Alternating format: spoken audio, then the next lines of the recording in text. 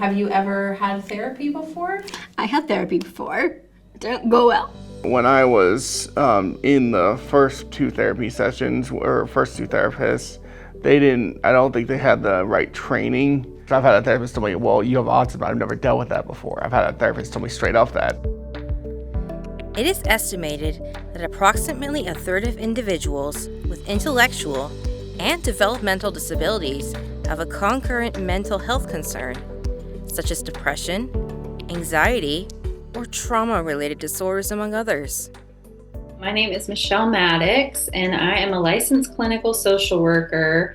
Intellectual disabilities as a whole, oftentimes the disability kind of overshadows the mental health diagnosis. Specifically in the Down syndrome community, there's a myth that people with Down syndrome are always happy. So maybe, therapists don't really think of that population as a group of people that are in need of mental health services. People need help in this world, and everybody has struggles. There's no such thing as one person struggling. Everybody needs help.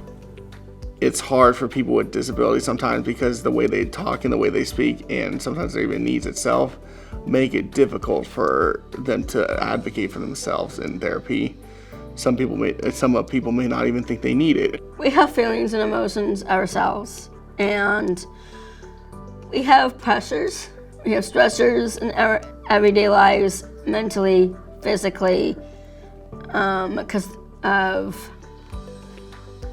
expectations on us to be who we are.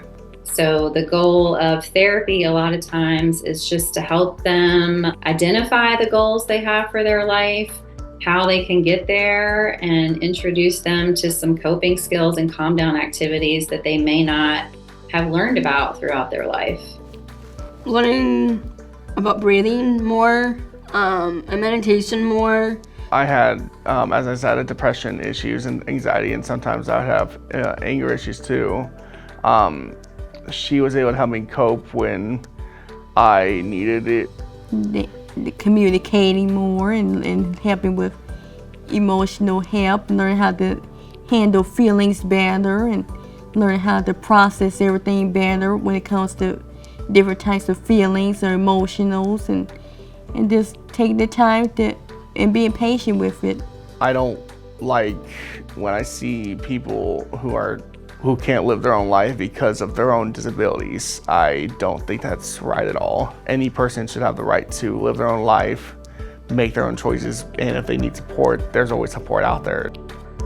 Additionally, people with ID are 3 to 4 times more likely than people without ID to experience adverse events, such as abuse, neglect, and medical trauma. Even though, and I guess this is good for therapists to hear too, you might not think you're making a difference or nothing's really sinking in, then I'll hear stories from families like, oh, they were telling me about so-and-so that you talked about, and they want us to practice doing this activity at home. I think that's a good reminder, like I said, for therapists, that you are making a difference.